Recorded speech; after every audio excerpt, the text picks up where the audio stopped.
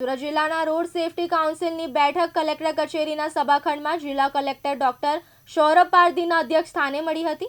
બેઠકમાં જિલ્લામાં માર્ગ સલામતી વ્યવસ્થાને સુદૃઢ બનાવવા અને અકસ્માતોનું પ્રમાણ ઘટાડવા માટે વિવિધ મહત્વના મુદ્દા પર ચર્ચા વિચારણા કરવામાં આવી હતી।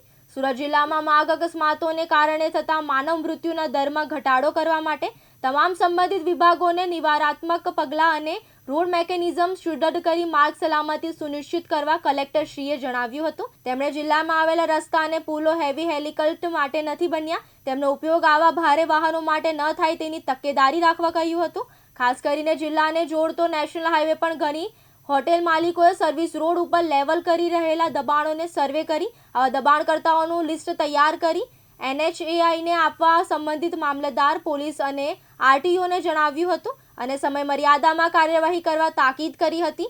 હાઈવે પર જતા જ માલવાહન અને ભારે વાહનોના ચાલકો માટે વિશેષ આઈ કેમ્પ યોજવાનું સૂચન કર્યું હતું। રોડ સાઇડ ડ્રાઇવિંગ અને વાહનો દ્વારા થતા ઓવર સ્પીડિંગ પર નિયંત્રણ, જિલ્લાના તમામ રસ્તાઓમાં માર્ગ સલામતી માટે રોડ સમારકામ, સાઇનબોર્ડ, ઝીબ્રા ક્રોસિંગ, સ્પીડ બ્રેકરની કામગીરી પૂર્ણ કરવા જણાવી પોલીસ અને RTO તંત્ર દ્વારા કરવામાં આવેલી કામગીરીની કલેક્ટરશ્રીએ સમીક્ષા કરી। આ બેઠકમાં કાઉન્સિલના સભ્યો અને અધ્યક્ષશ્રી દ્વારા માર્ગ સલામતીને લગતા અન્ય સૂચનો પણ કરવામાં આવ્યા હતા।